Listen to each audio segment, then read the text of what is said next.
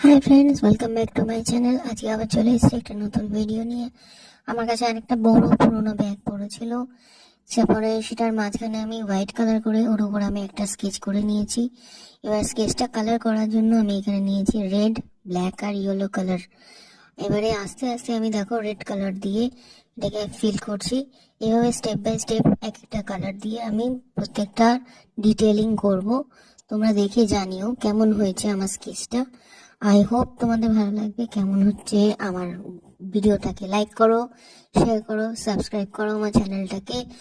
Thank you for watching. আর আমার সঙ্গে থাকার জন্য, আমাকে সাপোর্ট করার জন্য thank you, thank you, thank you so much.